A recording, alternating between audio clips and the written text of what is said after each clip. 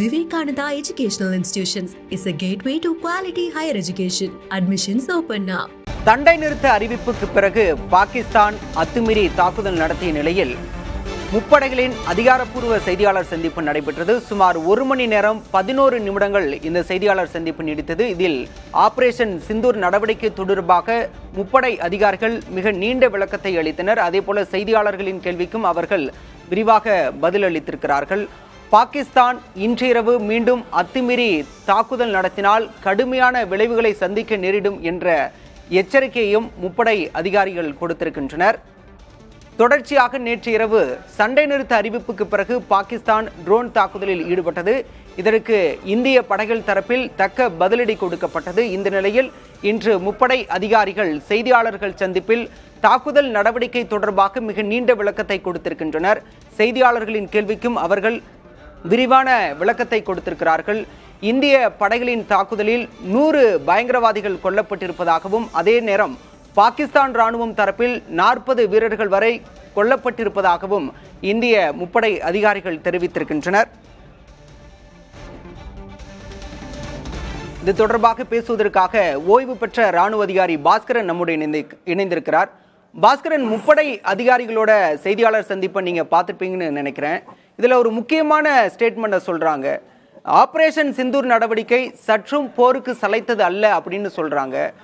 இந்திய படைகள் போருக்கு தயாராயிடுச்சு அப்படின்னு நம்ம எடுத்துக்க முடியுமா? நிச்சயமாக. நீங்க நான் சொல்லும் போது நீங்களும் அதை பார்த்திருப்பீங்க தெளிவாக. நான் ஒரு சுருக்கமா சொல்றேன். 7ஆம் தேதி நம்ம தாக்குதல் நடத்தினது தீவிரவாதத்துடைய கேம்பை தான் நம்ம அட்டாக் பண்ணோம். நம்முடைய எய்ம் தீவிரவாதம். அவர் கரெக்டா சொன்னாரு. 9 இதை நாங்க அடுத்து அமைதியாக இருந்தோம். ஆனால் அவர்கள் 8-9க்கு அவங்க நம்மளை தாக்கும் போது நம்ம மிலிட்டரி ஆக்டிவிட்டி தாக்காமல் சிவிலியனை தாக்கினார்கள். அதற்காகத்தான் பதிலடி கொடுப்பதற்காக நாம எல்லாரும் அதன் பிறகு நாம் அவருடைய ஏர்பேஸ் முக்கியமாக கிட்டத்தட்ட அவங்களுடைய பேக் போன் என்று சொல்ல வேண்டிய ஒரு 9-10 ஏர்பேஸை அவர்கள் இது பண்ணிவிட்டார்கள். அப்பொழுது அவர் நம்முடைய எங்க டிஜிஎம்ஓ லெப்டினன்ட் ஜெனரல் ராஜீவ் காய் சொல்லும் போது என்ன சொன்னார் பாத்தீங்களா? அதாவது யோகப் முக்லின் அவருடைய இறுதிச்சடங்குக்கு ஏன் பாகிஸ்தானுடைய அதிகாரிகள் சென்றார்கள்? அப்படி அவர்கள் தீவிரவாதத்துக்கு உதவி புரிய வேண்டும் என்றால் இது கிளீனாக தெரிகிறது. நிச்சயமாக அவர்களுக்கு சப்போர்ட் பண்றார்கள் என்றால் தெரிகிறது என்று தெளிவாக கூறினார். அதற்கடுத்து நமது ஏர் மார்ஷல் ஏ பாரதி மிக தெளிவாக அற்புதமாக தெளிவாக நம்முடைய இந்த தடவை நம்முடைய இந்தியன் விமானப்படை மிகவும் துல்லியமாக எங்கெங்கு தாக்குதல் நடத்தியது, எப்படி நடத்தியது என்பதை சொன்னார்கள். அதை ஊடகத்துக்கு நான் தெரிவித்துக் கொள்கிறேன். அதையும் சொன்னார்கள். நாங்கள் எந்த ஆயுதத்தை வைத்து செய்தோம், எப்படி செய்தோம் என்று சொல்ல மாட்டோம். நீங்கள் என்ன அந்த கேள்வியை என்னை கேட்கக்கூடாதுக்காக சொல்றேன். இட்ஸ் சீக்ரெட் கிளியரா சொல்லிவிட்டாங்க. நாங்கள் தாக்குதல் நடத்தினோம். இதுதான் நம்மளுக்கு பொதுமக்களுக்கு தெரிய வேண்டியதுன்னா நிச்சயமாக தாக்குதல். அந்த தாக்குதல் நடத்தும் போது கோழைத்தனமாக பாகிஸ்தான் பேசஞ்சர் ஏர்கிராப்டை அவர்கள் பறக்க விட்டு அதிலும் ஒன்று இன்டர்நேஷனல் ஒரு ஏர்கிராப்ட் இருந்தாலும் அந்த தவறான செயல்களை செய்யாமல் மிகவும் துல்லியமாக நம்ம விமானப்படைகள் சுக்குநூறாக்கியது. அதை நகம் யாகான் என்ற ஏர்போர்ட் மிக முக்கியமானது. அங்குதான் அவர்களுடைய விஐபி ஏர்போர்ட் எல்லா ஏர்கிராப்டிலும் இருக்கும். அவர்களுக்கு எப்படி தகர்த்தார்கள் என்று விவரமாக கூறிவிட்டார்கள்.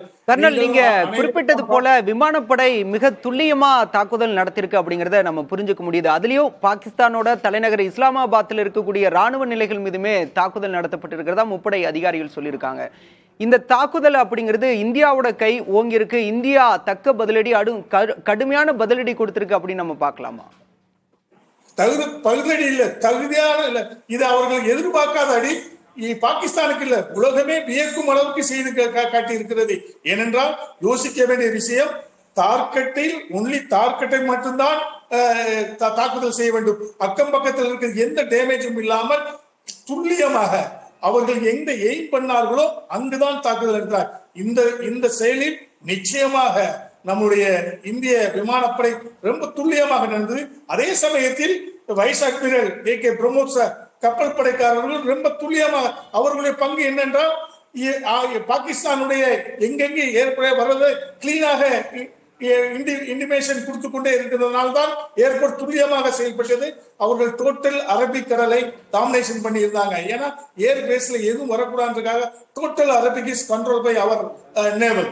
ஸோ நம்ம முப்படையிலையும் முக்கியமாக விமானப்படை மிக துல்லியமாக மிக திறமையாக நன்றாக அட்டாக் பண்ணிவிட்டது. இதுல அவங்க அதே செய்தி குறிப்ப சொன்னாங்க, எவ்வளவு இறந்தார்கள் என்றெல்லாம் தற்போது இருந்தாலும் அப்ரோச்மெண்ட்லி 100 தீவிரவாதிகள் இறந்திருக்கலாம். ஒரு 40-50 பாகிஸ்தானுடைய வீரர்கள் இழந்திருக்கலாம் என்று குறிப்பிடப்படுகிறது. எய்ம் என்னன்னா, நம்முடைய டார்கெட்டை அச்சீவ் பண்ணிட்டோம்.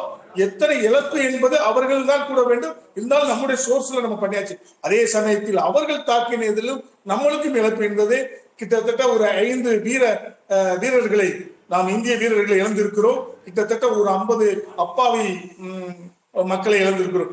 நல்லா பாருங்க, 7ஆம் தேதி நம்ம ஏப்ரல் 22க்கு நம்மளை தாக்குதல் செய்த தீவிரவாதி 7ஆம் தேதி நம்ம தீவிரவாதத்தினுடைய கேம்ப் அடைத்தோம்.